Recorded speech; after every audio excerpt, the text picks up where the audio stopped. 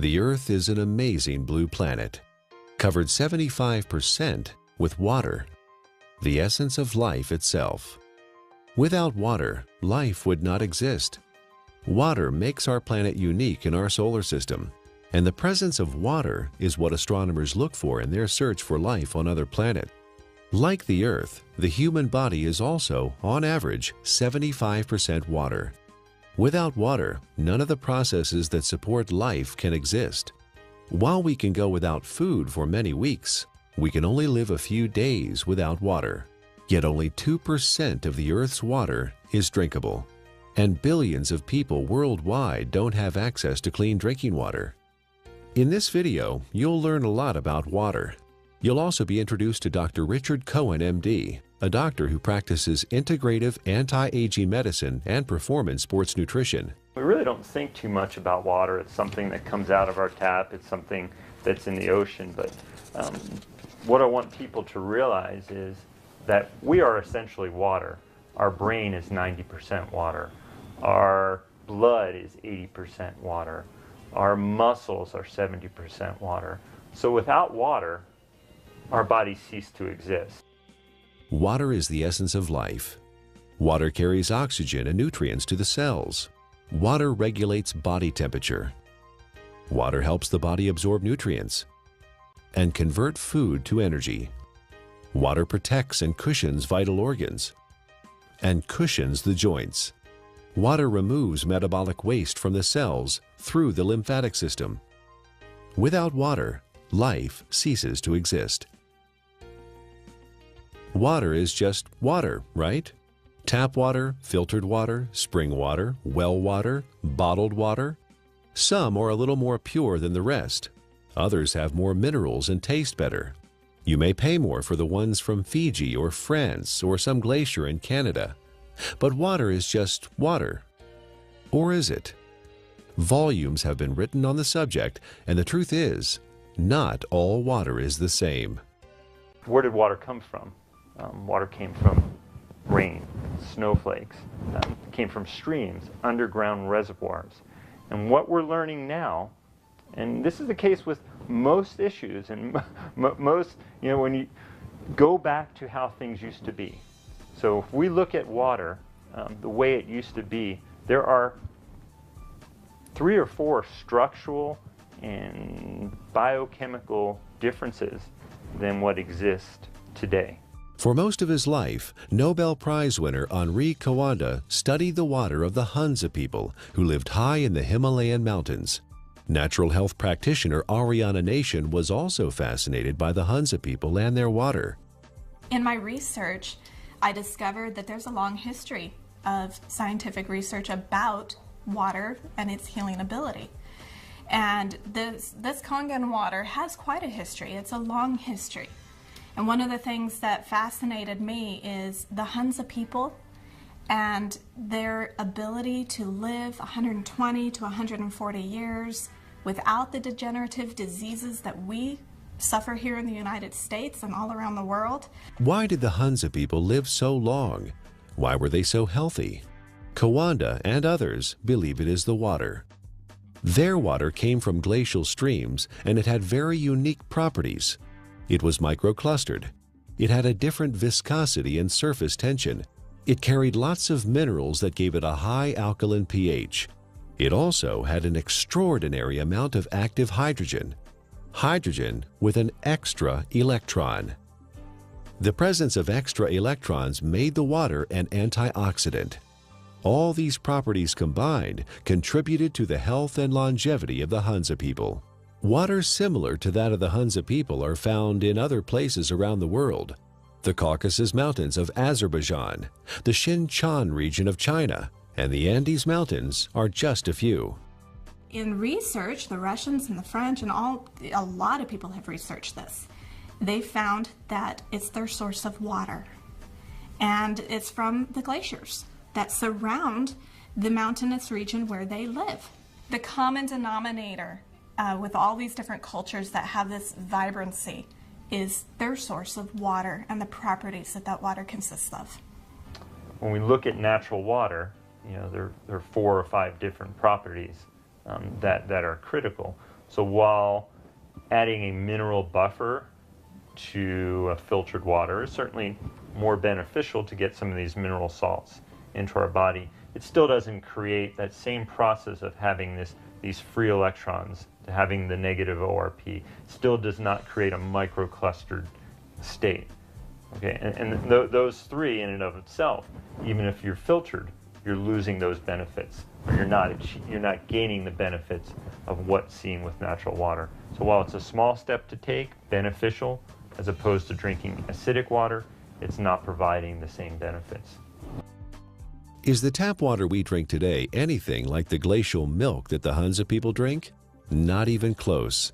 It has lost most of its living energy properties as it has traveled through our municipal water system. It is free of pathogens most of the time, but now carries chlorine, fluoride, and chlorine byproducts. It is sometimes contaminated with radium, rocket fuel, and pharmaceuticals like birth control pills.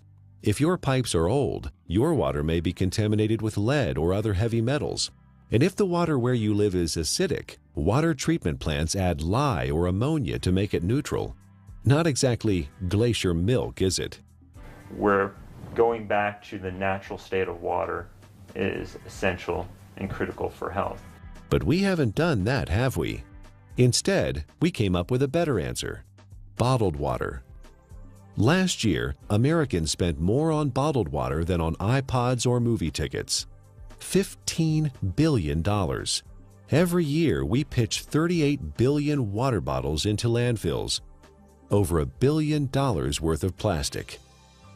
Only 9% of plastic water bottles are recycled. 91% become litter or landfill. A large percentage of this trash finds its way to the oceans, where it ends up part of a floating island in the Pacific, twice the size of Texas. But you do understand chemicals and toxins in your water are not healthy. And we do understand that having a plastic dump the size of Texas floating around in the Pacific Ocean and now is broken down into micro little plastics and getting into fish and other animals is not a good thing. The environmental cost of bottled water is not just the trash it generates. It requires 2 liters of oil to make a 1-liter plastic bottle and transport it to the consumer.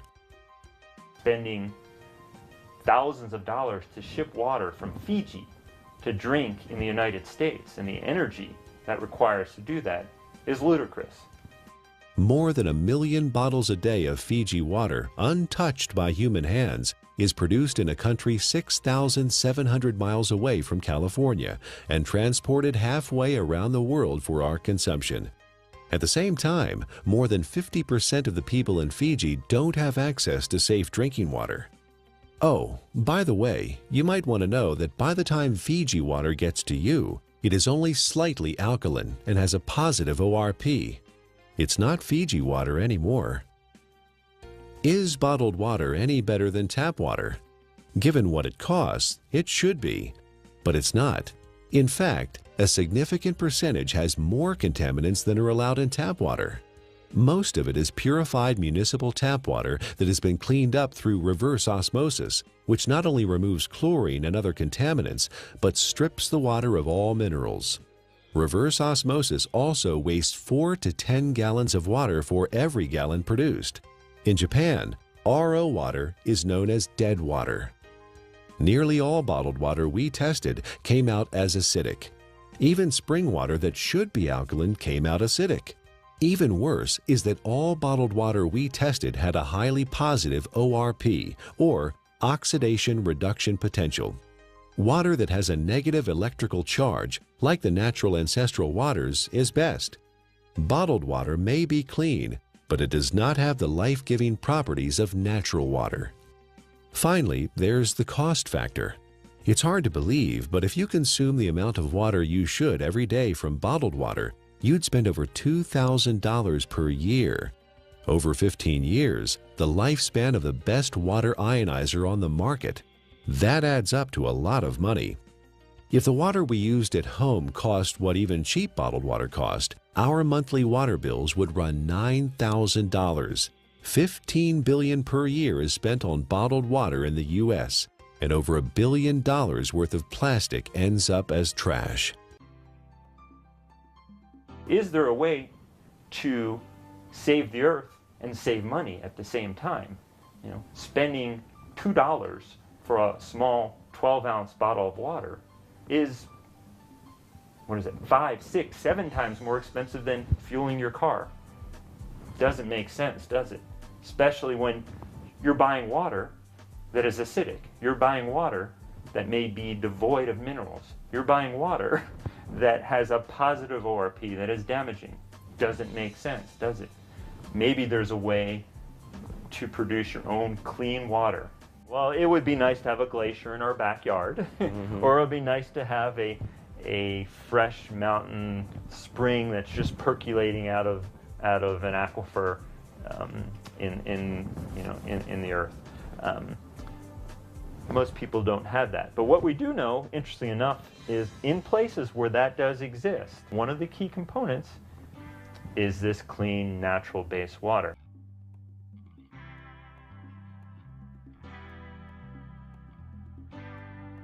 If you care about the earth and your pocketbook and are currently drinking purified bottled tap water, get a carbon filter for your faucet and use a safe, reusable water bottle.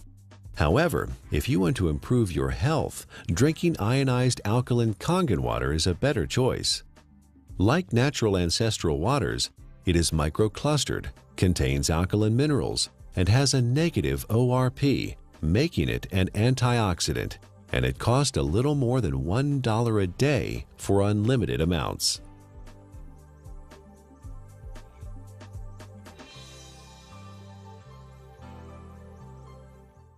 There's no doubt that the U.S. is experiencing a crisis in healthcare. We spend more on healthcare than any other country, but rank just 37th out of 191 in performance. For the first time in the last 200 years, U.S. life expectancy is expected to decline, not increase. You die earlier and spend more time disabled if you're in America than in most other advanced countries. According to the Centers for Disease Control, over 60 million people in the U.S. are obese. That's 34% of the population. 50 million people have high blood pressure. 13.5 million people have coronary heart disease, with 1.5 million suffering heart attacks every year. 16 million people have type 2 diabetes. 41 million are pre-diabetic. 95,000 people are diagnosed with colon cancer each year. The solution? A pill for every ill and an ill for every pill. The pharmaceutical industry is a $680 billion giant, and our lifestyle keeps them in business. Eat, drink, and be merry, then call 911 for a surgeon. Fortunately, we are experiencing a paradigm shift, a sea change in how many people view their health, from treatment of symptoms to prevention and optimal wellness, from disease care to health care. Many experts in new medicine or new biology believe that dehydration and chronic acidosis are the underlying causes of many diseases. They believe we are chronically dehydrated on top of being overly acidic due to our modern diet and lifestyle. These two factors combined set the stage for the development of most, if not all, illness. Most people don't believe that dehydration is a problem because they drink fluids, coffee, tea, soda, etc. But chronic dehydration has no obvious symptoms. It's not like the man dying of thirst in the desert, and you can be chronically dehydrated even if you think you are consuming enough fluid. Adequate hydration is critical to how our body functions and heals itself, and water, pure water, is the natural way to stay hydrated. What we need to understand is what is water and what is not water. We as a civilization, or as a modern civilization or modern culture, have begun to think of water as tea, as soda, as milk, as energy drinks, as coffee. It has water or liquid substance to it, but it is not water. Okay? Even what comes out of our tap and what is in the bottled water. While structurally may be the water molecule, once we understand how water exists in its natural state before modern times, we'll realize that even that is not necessarily the water that our body evolved to exist on. How can one determine if they're drinking enough water is the question. First thing is, if you're thirsty, you're way behind. Okay, that's a clear point. Our thirst mechanism doesn't kick in until we're already slightly dehydrated. So if we wait till we get thirsty, then we are already beginning to become dehydrated and might experience symptoms like not thinking quite as clearly, or beginning to feel fatigued, or muscles may cramp up, may even start to feel hungry.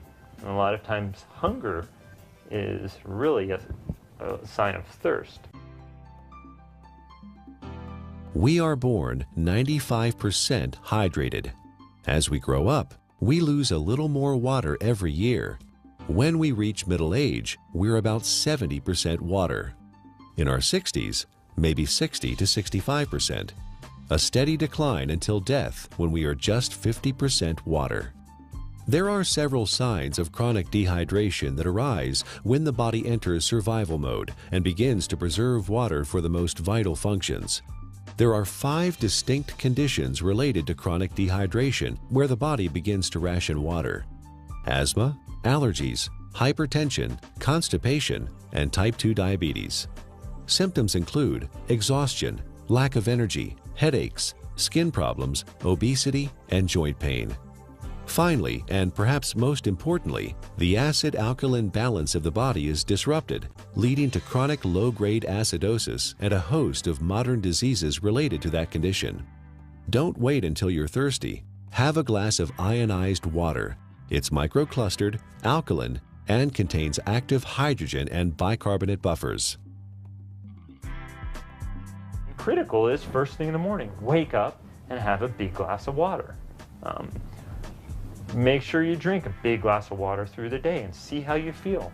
It's sometimes incredible, and the effects can be very dramatic because people have never really had clean, natural water.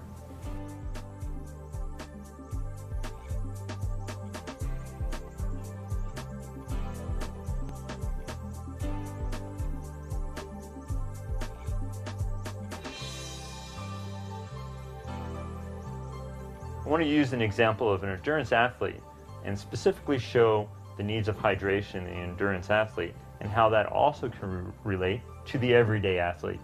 The person who's mowing their lawn and taking care of their kids, who is working, going to the gym, the weekend warrior, and how critical hydration is. We know that an athlete who is 1% dehydrated could have a 3% reduction in performance. Now, well, that doesn't sound like a lot. An athlete can spend hours and hours training, and for example, a 1-hour event, a 3% reduction is almost 2 minutes. And that's the difference between winning or losing a race. One of the most important things you can do is to make sure you have enough fluid the night before. You cannot catch up the same day. When you're dehydrated, you build up lactic acid and you don't clear it. When you're dehydrated, the muscles don't receive the nutrients as effectively. When you're dehydrated, the cells, as we've talked about, don't communicate well with one another. When you're dehydrated, the oxygen carrying capacity of the blood diminishes. So you can see oxygen, energy production, neurological connections between cells are all critical to that endurance as well as the power athlete. Taking that example of the endurance athlete to the everyday person, you can see how you can become fatigued. You can see how your thinking may not be quite as sharp as it needs to be. You can see how hunger could play a role, or you begin to yawn, or your muscles are a little bit tight from sitting in the same place throughout the day. Hydration is critical. It's critical to the athletic endurance performer. It's critical to the everyday endurance athlete who wants to make it from the morning to the night as effectively and efficiently as they possibly can. Alkaline ionized water is a great choice for hydration for competition athletes, recreational athletes, and everyday people because it is microclustered, and the free hydrogen and bicarbonates help neutralize acid buildup and toxins.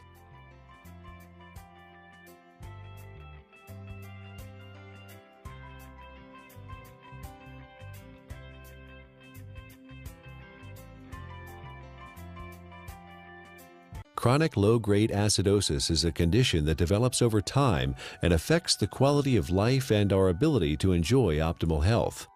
It starts with our diet, acid-forming foods and drinks. Our sedentary lifestyle, poor digestion, and poor elimination add to the problem.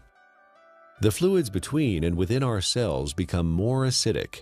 To maintain balance, the body mobilizes buffers, minerals, and hydroxyl ions from the bones and other tissues. This, in turn, leads to osteoporosis, and the overall process results in poor health, chronic illness, arthritis, and sluggish lymph system. An acidic condition for the body is very unhealthy. When the body is chronically acidic, illnesses can develop. Think of your cells like a fish in a bowl of water. When the fish are sick, what do? Do you give them a pill? Of course not. That would not solve the problem at all. They would still be sick. You change the water, give them the proper pH and ORP so they thrive. pH stands for potential hydrogen and is a measure of the acidity or alkalinity of a solution. pH is neutral at 7.0. Above that is alkaline, below that is acidic. It's a logarithmic scale. Each increase in pH means 10 times more or less hydrogen is present. Alkaline ionized water has a pH between 8.0 and 9.5. Your body uses a system of buffers to keep the pH of your blood in a tight range of between 7.35 and 7.45, slightly more alkaline than pure water. The body relies on a very tight level of pH, or hydrogen atoms, to control lots of function within the body. When the body becomes acid, systems begin to malfunction. We understand fish tanks and swimming pools. When they're acid, you need to make a change. When a fish tank is acid, fish die. When a pool becomes too acid, you don't want to go in it. When rain is acid from sulfuric acid and other too much carbon dioxide, it breaks statues. They begin to disintegrate. And we know acid rain and damages lake. Well, our body becomes a sink for this acidity. And when this acidity builds up, it in essence is one of the reasons for disease in our body. Bones begin to demineralize. Our ability to create energy decreases. Our immune system becomes depressed. The inflammation for aches and pains increases.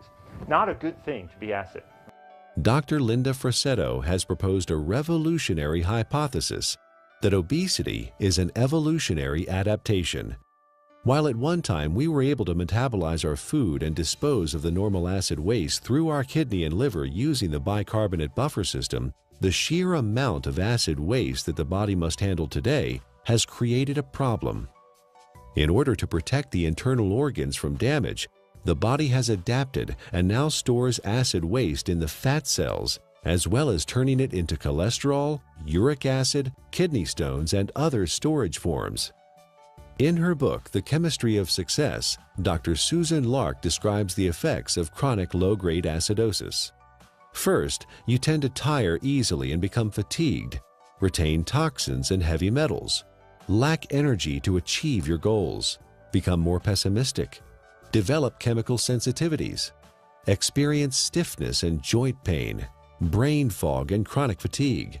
Several long-term medical problems are due to chronic acidosis: high blood pressure, autoimmune disorders, cancer, heart disease, diabetes, and inflammation.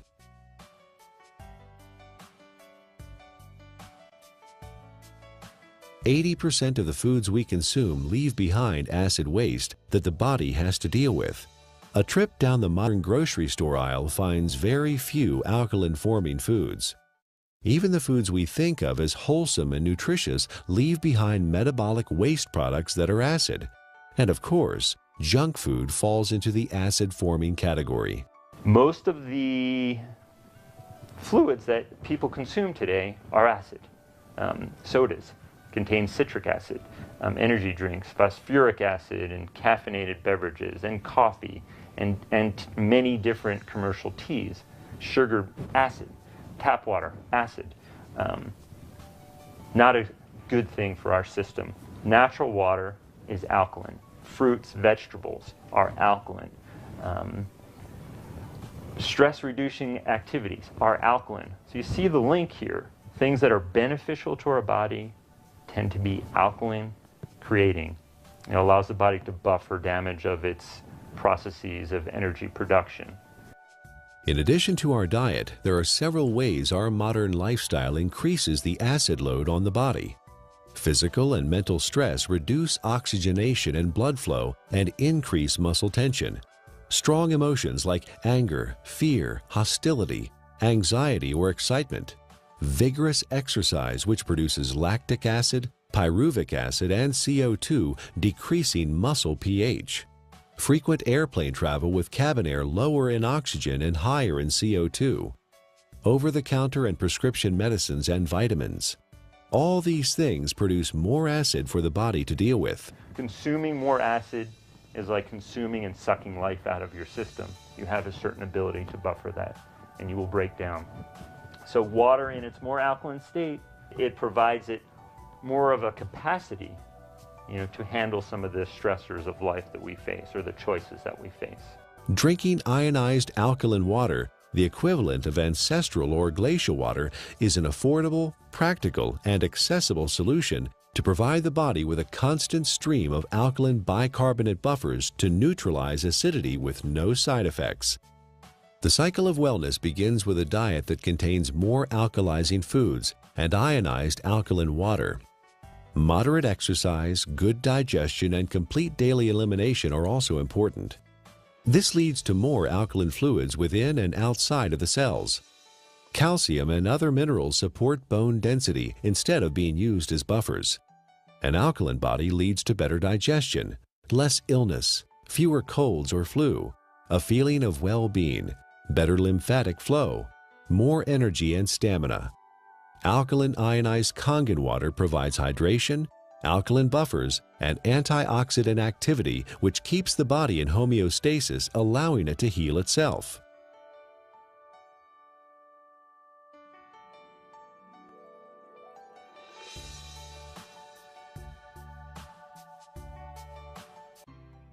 Japanese scientists investigated the Russian research about Hansa water and found that electrolysis could be used to create living water with properties similar to Hansa water.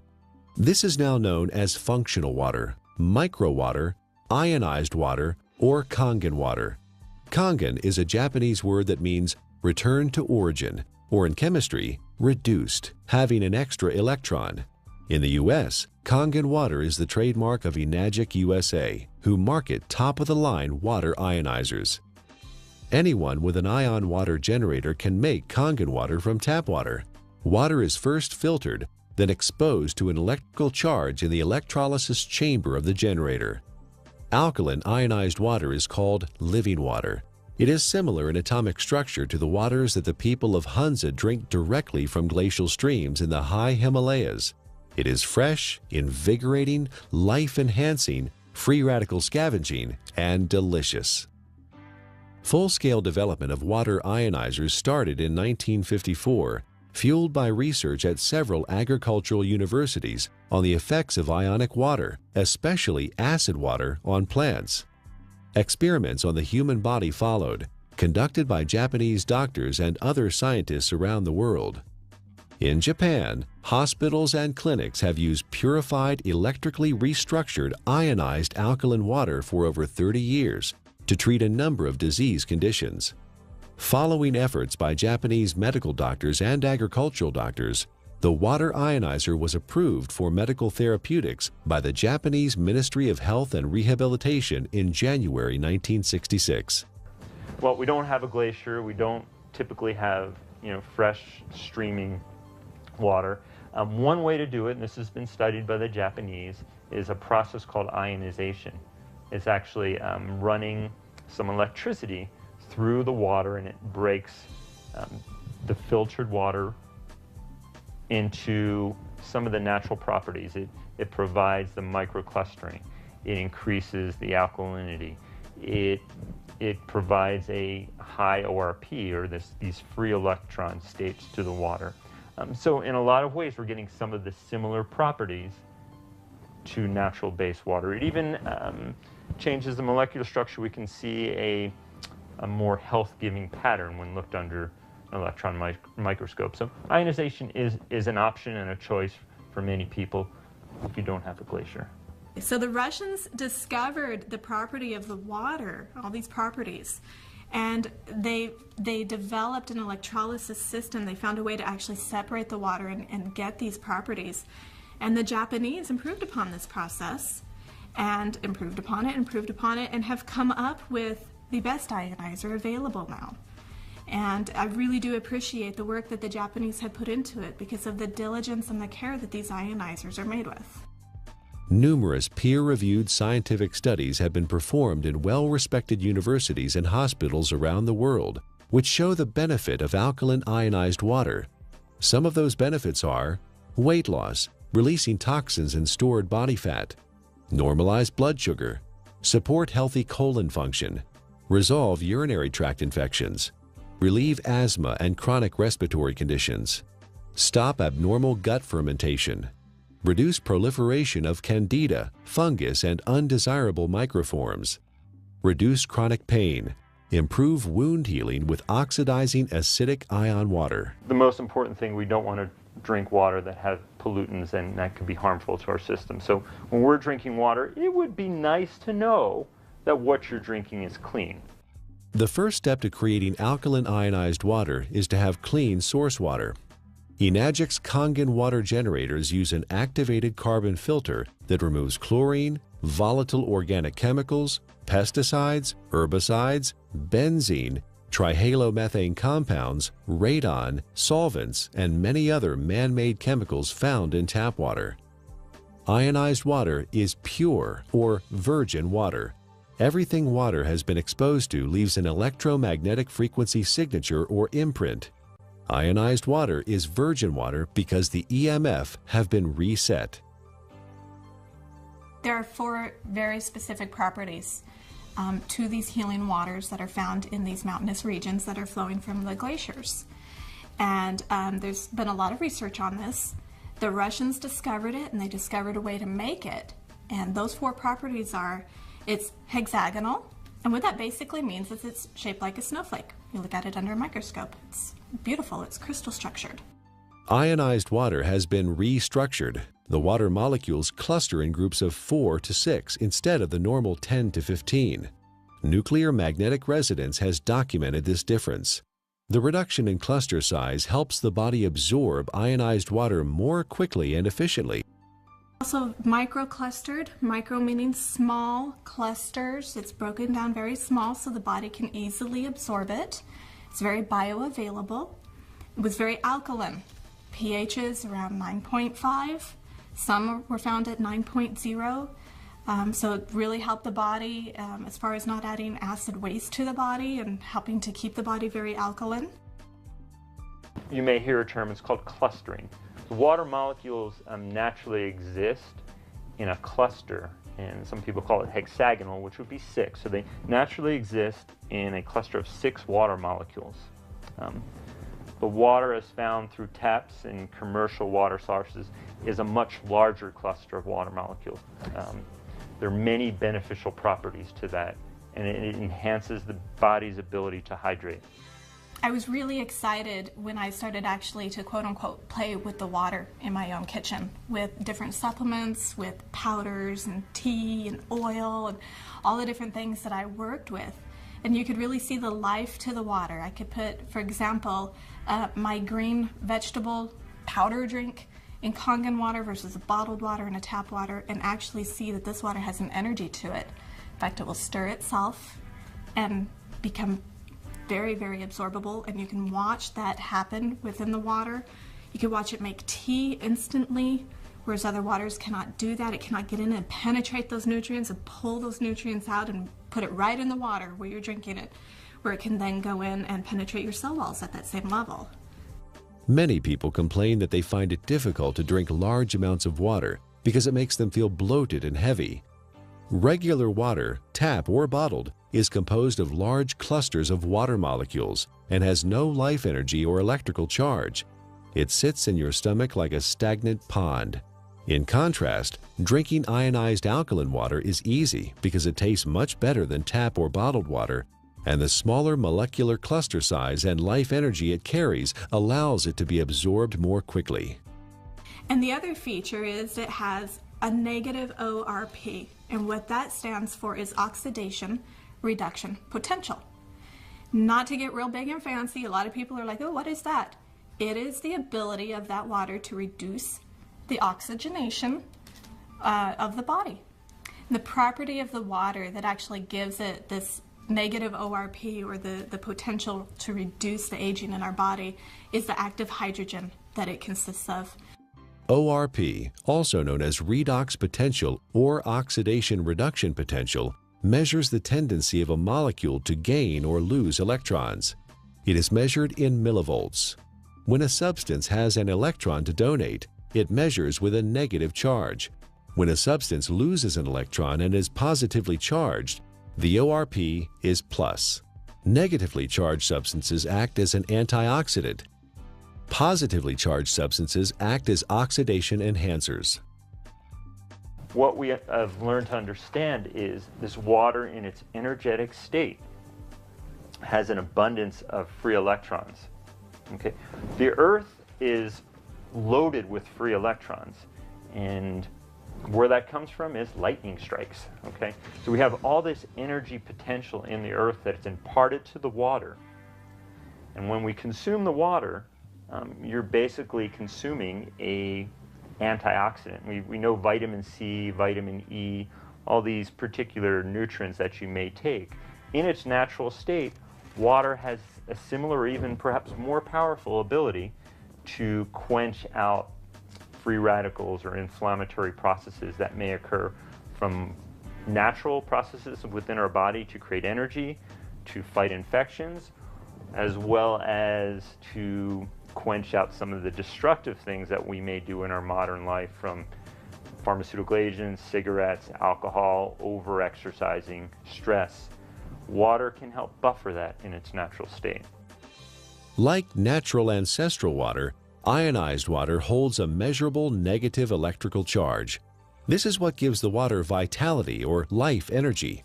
Almost all other drinking water available to us has a positive charge, which means they are oxidizing agents. Only negatively charged water can efficiently flush out toxins and poisons in the body at the cellular level and neutralize free radicals. A free radical is a molecule of oxygen that has lost an electron and is positively charged. It is also known as active oxygen. This active oxygen is hunting for a replacement electron from somewhere else in the body. Active oxygen damages the cell membrane and even DNA. Antioxidants produced by the body and from our food provide free electrons to stabilize active oxygen-free radicals. Ionized water is one of the most powerful antioxidants known. Ionized water has millions of hydroxyl ions per glass. No other water has this incredible benefit. Acid alkaline is the amount of hydrogen that's present. When there is tremendous amounts or a large amount of hydrogen, a system is termed acid. The pH is considered low. When there is lesser amounts of hydrogen, it's alkaline. The second component of water in its natural state, as we just spoke about, was having natural minerals. Okay? Right. Being able to get these nutrients which are critical to our health, and those don't exist for the most part in commercially bought or tap waters.